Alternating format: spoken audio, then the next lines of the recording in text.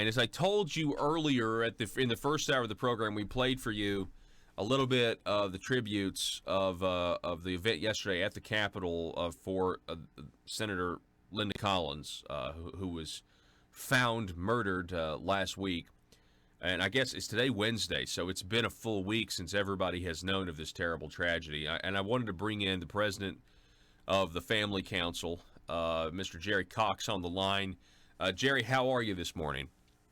Well, we're doing okay. I had the honor and privilege of attending the event at the Capitol for Linda yesterday, and I thought Ken Yang and the other folks there did an excellent job. So I'm glad that people are coming out to honor her life and her legacy. Yeah, I am as well, and it's really, I thought what Senator Missy Irvin said was fantastic, how she turned to the Bible, she opened this book, and I thought to myself, that in and of itself is such an encouragement that in this time of tragedy, we have people turning to their Creator, turning to His Word for comfort, giving Him the glory. I feel like God was glorified yesterday in that event. What do you think, Jerry? Oh yeah, I do too.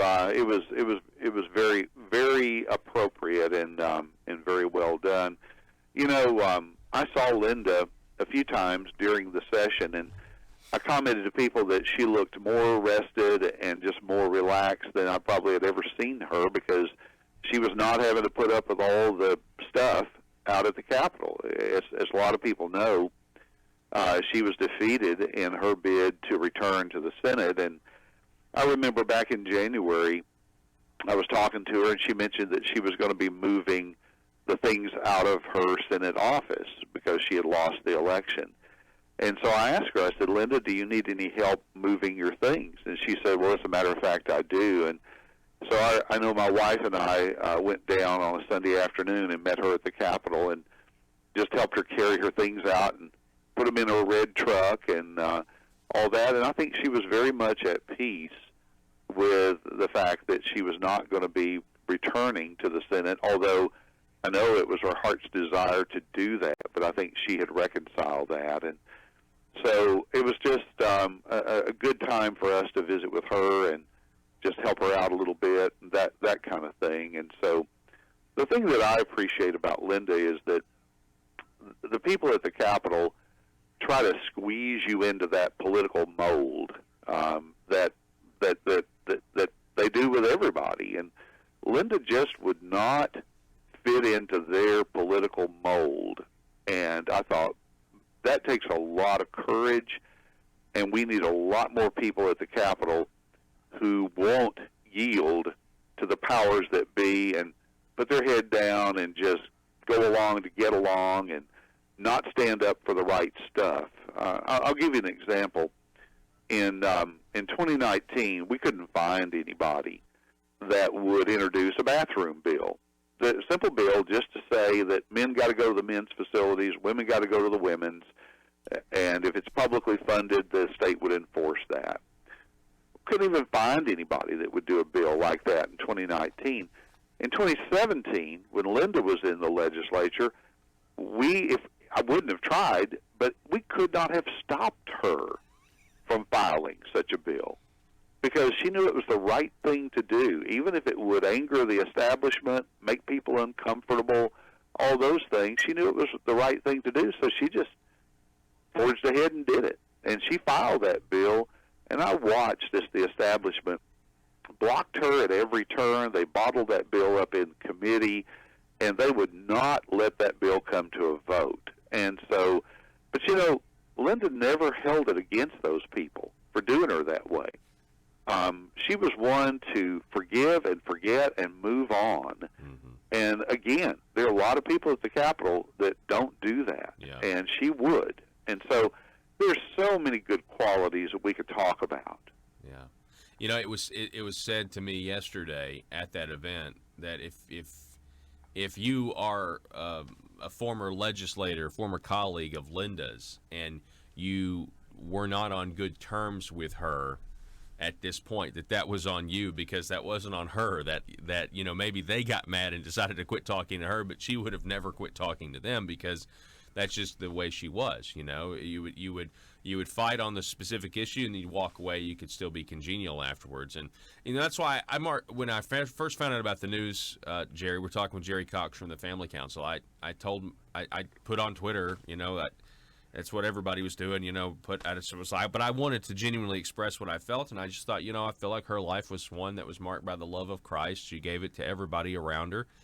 Whether it was somebody she just met or somebody she knew for a long time, she wanted to know that you were okay, and wanted to know what made you tick, and she genuinely loved people. And I think that is such an encouraging thought, and I know where she is today. I know she's with Jesus.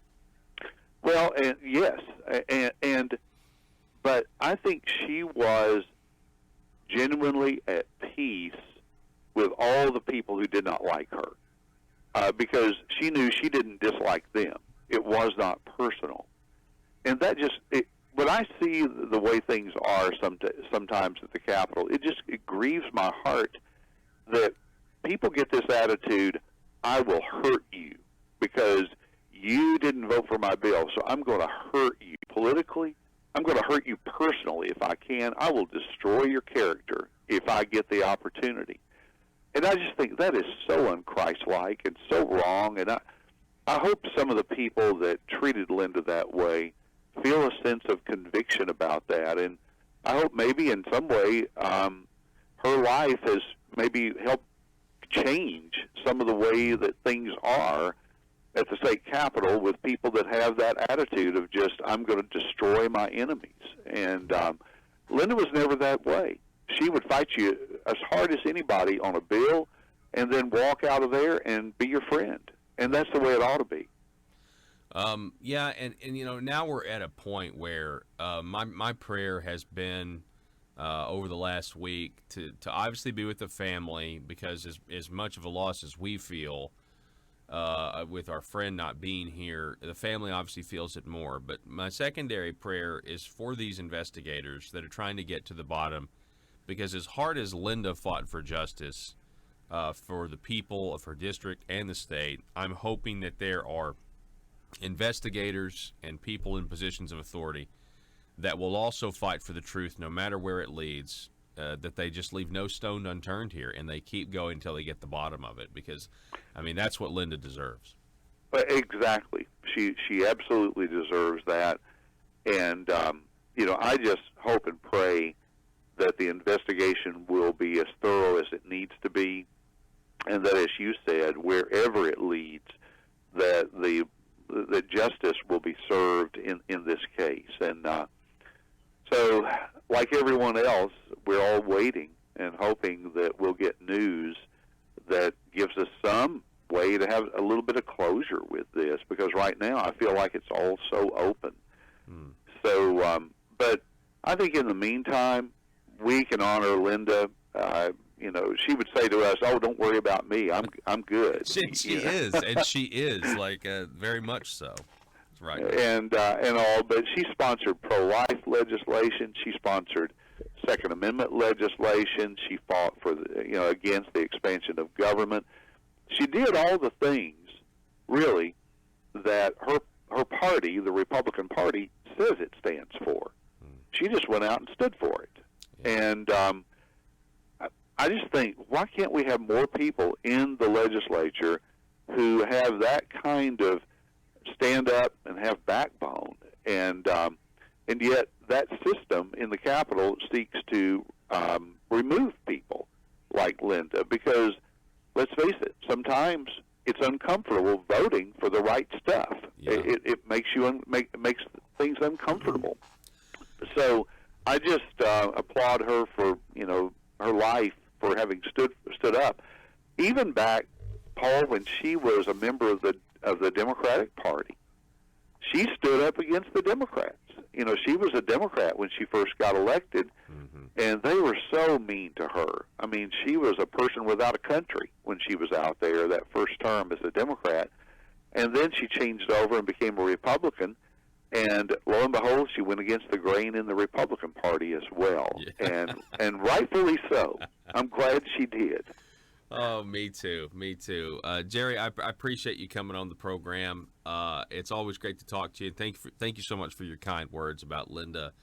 And we'll talk soon, and hopefully under better circumstances. Sounds good. Well, thanks for having me on the program. It's always a pleasure. All righty. Jerry Cox, everybody. You can find out more at familycouncil.org.